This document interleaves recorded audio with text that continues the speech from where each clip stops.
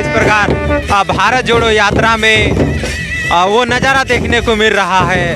आज अपने ढोल नागड़ों की गूंज से पूरा आज बिरसा चौक गूंज रहा है। और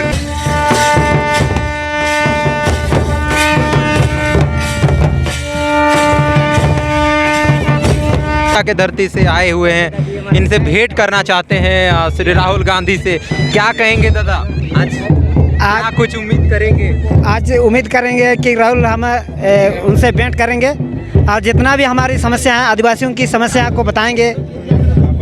ये सब के लिए हम लोग आए हैं। अच्छा, तो देख सकते हैं किस प्रकार बेसब्री से सुबह से इंतजार में हैं और वेट करेंगे। तो देना चाहते हैं कि हमारे अधिकारों को, जंगल ज़मीन को हड़प लिया जा रहा है वन विभाग द्वारा। और हम लोग अगर ज़मीन पे भरोसा करते हैं, जंगल पर भरोसा करते हैं, हम लोग खेती करने योग्य ज़मीन को भी संरक्षण हो और आदिवासियों का संरक्षण हो। ये सरकार सिर्फ और सिर्फ पूंजीपति की सरकार है। ये सरकार चंद लोगों की सरकार है। बीजेपी सरकार जो है ये चंद लोगों की सरकार है। अगर ये आपकी सरकार होती, ये जनता की सरकार होती, तो जनता के बीच में आकर जनता की महंगाई को कम करती, उनके शिक्षा को, उनके रोजगार को बढ़ावा देती, उनके स्वास्थ्य की सुविधाओं को बढ़ावा देती। आप एक पत्रकार हैं, आपके थ्रू ही, आपके द्वारा ही लोगों के पास हमारी आवाज़ें जाती है। आप हमें बताइए कहाँ, कौन सी जगह आपको दिख रहे हैं कि कई मेडिकल कॉलेज खुले हैं, कई अच्छे अच्छे यूनिवर्सिटी खुले हैं, या कहाँ पे ऐसे बड़े बड़े फैक्ट्री और प्लांट खुल गए हैं जिनसे लोगों को रोजगार मिल रहा हो? सिवाय चंद नामों के 2-3 नाम जो आपके पास हैं, वो पूरी दुनिया में उजागर है। तो लोग निजीकरण को लेकर क्या कहेंगे? निजीकरण से देखिए, हमारा कहने का मतलब ये है कि हमने पूर्ण बहुमत देकर अगर आपको सरकार में बैठाया है, तो BSNL एक संस्था है, आपको पता है ना, भारत संचार निगम लिमिटेड। आपने कहा था 56 इंच का सीना है, हम इसको एकदम बढ़िया से करके दिखाएंगे। आज वो BSNL को आप कंप्लीट बेच चुके हैं, और उस BSNL को बेचने के कारण में आप जियो और P और TO चल रहा है, लेकिन जो हमारा खुद का पहचान है भारत संचार निगम लिमिटेड, हम उससे पूरे वंचित हो चुके हैं। रोजगार कहाँ से बढ़ेगा? आप निजीकरण दे रहे हैं, यानी रोजगार चौपट हो गया, उसमें भी निजीकरण की क्या कुछ? बिल्कुल, आपने वादा किया था ना सरकार में आने से पहले कि हम युवाओं को 2 करोड़ हर साल नौकरी देंगे। कहाँ गया वो 2 लाख नौकरी, 2.5 लाख नौकरी? तो हर महीना आप काटते जा रहे हैं लोगों का। अभी तो देखा जा रहा है सर, रेलवे में विस्तार हो रहा है, लेकिन नौकरियां नहीं आ रही, वैकेंसी नहीं आ रही। क्या कहें? रेलवे का विस्तारीकरण सिर्फ निजी लोगों को फायदा पहुंचाने का काम है। ये बस निजी लोगों को फायदा पहुंचाने का काम है। निजीकरण करने का अर्थ ये होता है कि आप लोगों को, अपने लोगों को फायदा पहुंचा रहे हैं, आप निजीकरण कर रहे हैं, कोई दिक्कत नहीं। आप नौकरियों का विस्तार कहाँ कर रहे हैं? सरकारी नौकरियां कितनी बची हैं? युवा जो भी आज के डेट में युवा परेशान है, वो पढ़े लिखे लोग वो आके परेशान है कि भाई हमको कहाँ पर रोजगार मिलेगा।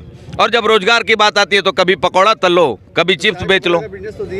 तो हमारा यही कहने का मतलब है कि अगर ये देश में इस सरकार को, अगर लोग देखिए, किसी एक चीज़ से अगर हम लोग चाह लेंगे कि हाँ हम ये कर ले वो कर ले, हो जाएगा। कहने का मतलब है युवाओं को रोजगार दीजिए। आपने वादा किया था, आपका वादा कहाँ है?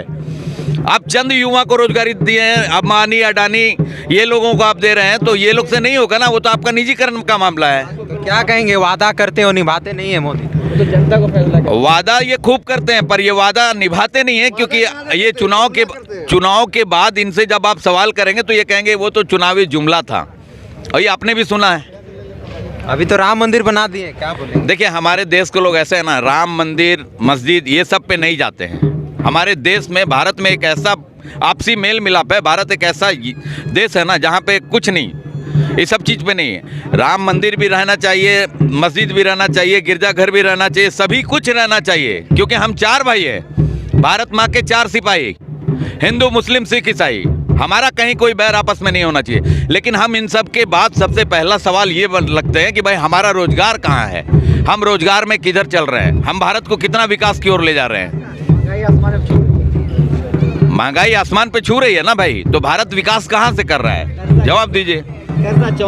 इससे कभी विकसित नहीं बन पाएगा, क्या कहेंगे? विकासशील नहीं, विकसित होने के लिए आपको आज़ादी के बाद जो टाइम मिला है उसमें जो विकास हुआ, आज आप जिस संस्थान का नाम ले रहे हैं, सब तो राजीव गांधी का लाया हुआ है। इंदिरा गांधी, राजीव गांधी, सभी लोग लाए हैं, और तो कोई लाया नहीं है। अगर कोई लाए हैं तो बताइए। सारी गारंटियां फेल हो चुकी है। एक बार परिचय दे दीजिए दादा, कहाँ से आए हैं? मैं प्रदेश सचिव हूँ ताजुद्दीन खान, अल्पसंख्यक मोर्चा से, झारखंड से। लोग सरायकेला खरसावां जिला से क्या कुछ लेकर भेंट करना चाहते हैं? अरे क्या कीजिए, राहुल जी हमारा नेता है। अच्छा। हाँ, पूरा देश का नेता है, युवा का आदर्श है और काफ़ी पूरा देश आज उम्मीद है उनको, वो पूरा न्याय के लिए लड़ रहे हैं। और लगातार देखा जा रहा है संविधान पे हमला हो रहा है, उसी लोकतंत्र को बचाने के लिए हाँ, आज बचाने के लिए पहुंचे जो है बचा रहे हैं। और राहुल जी एकमात्र जो है वही बचा रहे हैं। आज न्याय जो है ना, न्याय के लिए लड़ रहे हैं, वही एकमात्र जो है लड़ रहे हैं राहुल जी। और काफ़ी उत्साह है, कई जगह से लोग आए हैं और निश्चित रूप से आने वाला दिन में जो है ना, इसके लिए हम लोग पूरे जनता हम लोग दिखाएंगे, कांग्रेस पार्टी दिखाएगी, इंडिया गठबंधन दिखाएगी। न्याय का परिचय दे दीजिए दादा। लाल बहादुर सरदार, सरायकेला खरसवां। तो देख सकते हैं सरायकेला खरसवां से इतनी सुबह आए हैं, अगर लगातार दादा पूरा सुबह ही चले होंगे। कितने बजे निकले हैं घर से? हम लोग राते में आए हैं। राते में आए हैं? राते में आए हैं। राते में आए हैं, तो देख सकते हैं इतनी सुबह से बेसब्री से इंतजार कर रहे हैं। कहाँ से आए हैं सर? हम लोग सरायकेला खरसवां जिला से आए हुए हैं। हम लोग कल से आए हुए हैं। कल आए हैं? कल आए हैं, राहुल गांधी जी का तो नेतृत्व। कल का प्रोग्राम में भी गए थे क्या? नहीं, कल से नहीं, हम लोग आज से यहाँ से स्टार्ट करना है। अच्छा, क्या कुछ लेकर मिलना चाहते हैं, वेट करना चाहते हैं, क्या कुछ झारखंड में आएंगे उनको? झारखंड में खरसवां जो गोलीकांड है उनके बारे में बोलना भी है और उनको संदेश भी देना है कि 2024 का जो आपका लक्ष्य है, उस लक्ष्य में हम लोग खरा उतरने का प्रयास करेंगे। इसीलिए हम लोग सरायकेला खरसवां जिला सब एक साथ हम लोग आए हुए हैं, कल से डटे हुए हैं। तो दादा, सरायकेला खरसवां में जो गोलीकांड हुई थी उसमें क्या जो शहीद हुए थे उनको क्या कुछ मिला है अभी तक? अभी तक झारखंड सरकार द्वारा चिन्हित आयोग बनाया गया है और चिन्हित करके उनका परिवारों के लिए नौकरी की व्यवस्था दी गई है। माननीय पूर्व मुख्यमंत्री के नेतृत्व में गोवा में भी उनको नौकरी दिया गया है और खरसवां के शहीदों को भी चिन्हित करके उनके परिवार को नौकरी देने का काम करेगी महागठबंधन सरकार है। आशा करते हैं हम लोग उसके संदेश देना चाहेंगे राहुल गांधी जी के माध्यम से, जो शहीदों का सम्मान हमेशा रहा है और कांग्रेस पार्टी का इतिहास रहा कुर्बानी देने का। एक बार परिचय दे दीजिए। छोटराय किसको, झारखंड प्रदेश का सचिव। खरसवां गोलीकांड एक गोवा में भी हुआ था, जो अलग झारखंड राज्य को लेकर हुआ था। तो तमाम मुद्दे को लेकर और तमाम संदेशों को लेकर एक भेंट करना चाहते हैं लोग। बेसब्री से इंतज़ार कर रहे हैं, एकदम पूरे रात को ही आए हैं और रात से ही यहाँ बेसब्री से इंतज़ार कर रहे थे, सुबह होने का इंतज़ार कर रहे थे। कहाँ से आए हैं दादा? सरायकेला खरसवां जिला से। सरायकेला खरसवां से आप भी आए हैं? हाँ। क्या कुछ कहना चाहेंगे? लोकतंत्र खतरे में है, संविधान को नहीं माना जा रहा। ये जो हमारा देश का फेंकू प्रधानमंत्री जो फेंकते हैं, चुनाव से पहले वो कहे थे गरीब को 15 लाख रुपया करके देंगे, विदेश से काला धन लाएंगे। काला धन भी नहीं आया, बेरोजगार के विषय में बात नहीं करते हैं, किसान के विषय में बात नहीं करते हैं, किसान का आय दुगना होगा, युवाओं के विषय में नहीं सोचते हैं। ये बिहारी मन विरोधी हैं, आदिवासी विरोधी हैं, बंगाली विरोधी हैं। इसीलिए आज हम लोग यहाँ पर आके खड़े हैं और राहुल जी को हाथ छाप पर मोहर लगाकर हम लोग प्रधानमंत्री देखना चाहते हैं। प्रधानमंत्री देखना चाहते हैं? हाँ, हम लोग गीता कोड़ा जो हम लोग का संसद है उनके नेतृत्व पर हम लोग यहाँ आए हुए हैं। धन्यवाद दादा। एक बार परिचय दे दीजिए दादा। टुकुन भंज, सरायकेला खरसवां जिला महासचिव। और क्या कुछ कहना चाहेंगे सर? लगातार देखा जा रहा है संविधान पे संशोधन हो रहा है, संविधान पे संशोधन करके जो कानून भारतीय जनता पार्टी जहां तक बात है तो वो अपना झूठा विलाप कर रही है कि हम महंगाई पे नियंत्रण कर लिए, हम ऐसे कर लिए, हम वैसे कर लिए। जब कांग्रेस ने उनके हाथ में सत्ता सौंपी थी तो लगभग उस समय हम डीजल का कीमत 55 रुपये में चल रहे थे। 7 सालों के बाद ऐसा क्या, कौन सा बैरल में बढ़ोतरी आई जो आपने 105 रुपये पे डीजल पहुंचा दिया?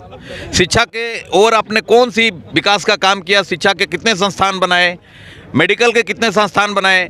इस देश में सबसे पहला और सबसे ज़रूरी चीज़ क्या है कि हम सबसे पहला चीज़ शिक्षा, रोजगार और अपने माने जो स्वास्थ्य की माने जो भी समस्या उनको हमको ख़त्म करना है। तो आप ये 3 चीज़ में कोई एक ऐसा जगह है जहाँ पे बता दीजिए कि आप सक्षम हैं। महंगाई तो ऐसे बढ़ी है जैसे लग रहा है कि हम 70 सालों में जो नहीं महंगाई बढ़ा पाए वो 7 साल में इतना करके डबल कर दिए जी। और इनकम देखा जा रहा है, लोगों की जो इनकम है लिमिट की है, 8,000 है, 6,000 है, लेकिन जो रेट हो गई है बढ़ गई है। क्या कहना चाहिए? देखिए, फिलहाल इस वक्त हम लोग बिरसा मैदान में है, जो खूंटी का यह मैदान है।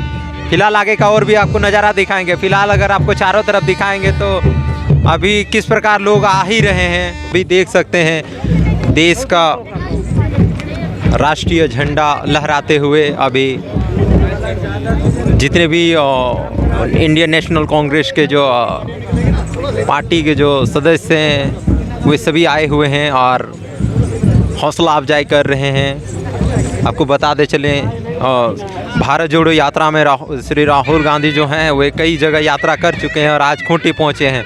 और खूंटी में किस प्रकार उनके स्वागत के लिए लोग आए हुए हैं और ज़बरदस्त उत्साह उमंग देखने को मिल रहा है। और यहाँ की जो ढोल नागड़ों से उनका अभी आज स्वागत किया जाएगा। और अभी किस प्रकार लोग रहे हैं। कहाँ से आए हैं आप? गढ़दौर से। खूंटी से ही है कि? हाँ। कितना बजे आए हैं यहाँ पे? सुबह ही? हाँ, सुबह ही।